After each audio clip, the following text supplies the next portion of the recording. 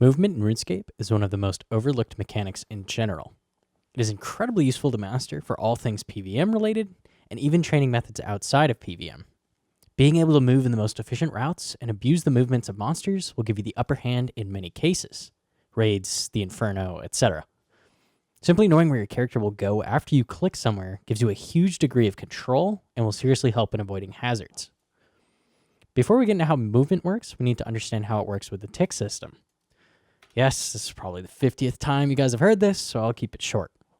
The game updates every 0.6 seconds, which is what we call a game tick, and there are 100 game ticks that pass per minute. With regards to movement, you move 1 tile per tick while walking, and 2 tiles per tick while running. Clicking something queues up that action for the next tick.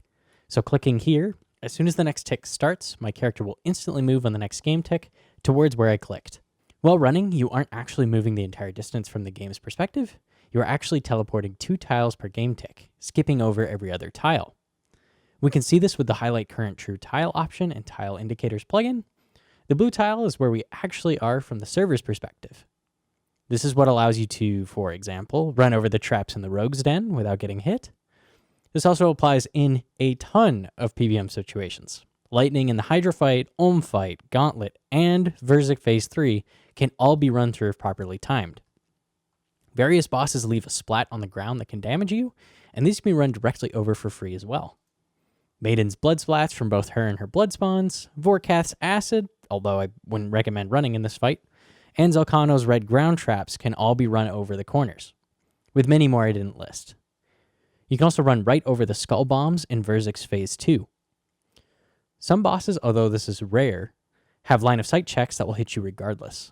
These are Zarpus's Poison and Galvek's Wave Walls, as well as the Arrow Trap in the Sepulcher. I said you can run 2 tiles per tick, but this is not quite the full picture, as you can move 2 tiles in any direction in 1 tick, including diagonally. This means you technically cover distance fastest diagonally. Any of these tiles around me can be run to in a single game tick. When you hear the term L running, that just means running in an L to any of these 8 tiles marked. This means that a shorter distance is not always faster. You can see here on Phase 1 Verzik, my teammates spread to the right side of Verzik, and we both leave at the same time. But because my character's running diagonally, I get there the same tick as they do. If we take this into the Hallowed Sepulcher, this long arrow trap on floor 4 shows this off really well. Clearing this trap most efficiently requires me to click 2 tiles ahead of my true tile to avoid the next arrow. And you always can move out of the way in 1 tick if you're properly clicking, because I can move diagonally 2 tiles or in an L all in 1 game tick, the same as running forward in a straight line. You can't run through objects, so the best you can do is path around them in either an L or directly around a corner. Running diagonally 1 tile would normally not use any run energy, as you can walk diagonally 1 tile in 1 tick. But when your character has to path around something, it does waste run energy for very little distance covered. This comes into play quite a bit at Bloat in the Theater of Blood. The game will always try to path you in the shortest distance, and this is always predictable if you know how it works. If we turn on the Pathfinder external plugin, we can see exactly how my character will path to any given game tile. Your character will always run you in a straight line before moving diagonally. This adds on to what people call L running, where your character always runs straight in any sized L you click to, then diagonally for the last tile. Mastery of this mechanic is incredibly useful for nearly any boss that requires your character to move. But the most obvious utilization is Sotetseg mazes in the theater, where a series of L movements and diagonal running allows you to get through the maze without wasting ticks.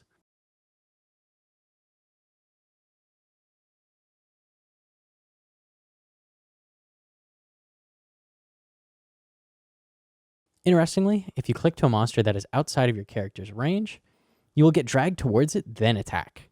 This will cause your character to move and attack the monster on the exact same game tick. You can see this really clearly when people go for a first hit T-bow shot, running up to a boss in the theater. They fire the T-bow, then click to continue running towards the boss, getting to the boss at the exact same time as the rest of the team. This is most heavily abused at Ulm and Chambers of Xerix, but it is useful for almost every boss.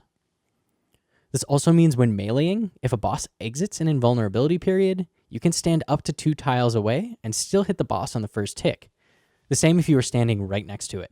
A very important thing to understand that threw me off while trying to learn Raids 2 particularly, because there are so many actions in the raid that are tick perfect, is that because ticks are queued up, if I click somewhere at the beginning of the tick, and somewhere else towards the end of the tick, it will take my second click as priority for the next tick's action.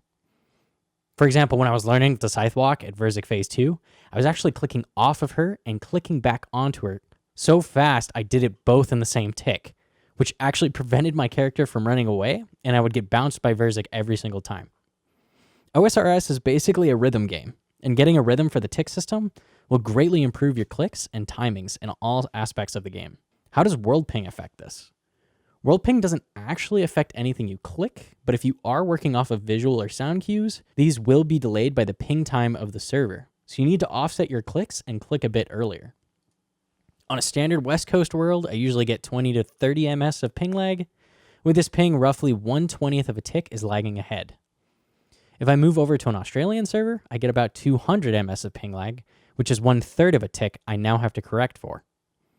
If you aren't used to higher ping, you can lose ticks even while moving if you aren't clicking earlier, so definitely something to keep in mind. If you want to get a feel for any of these pathfinding and movement mechanics, I would highly suggest training agility at the Hallowed Sepulchre. This is how I really got a feel for how L running and diagonal running works, as well as just simply how ticks work in general. It also makes pretty ridiculous money with current ring prices and is the best agility XP in the game. Like I mentioned earlier, True Tile is extremely useful as it is always accurate to the server, so you always know where you are. Metronome is also always accurate to game ticks. I find it kind of annoying to use, but it's great at training you to the timings of the tick system. The Pathfinding plugin in the plugin hub may also help you understand exactly where your character is going to go. I learned before this existed, so I didn't use it personally, but it's a great training tool. Combining all of these together allows you to schmoove appropriately in bank standing situations.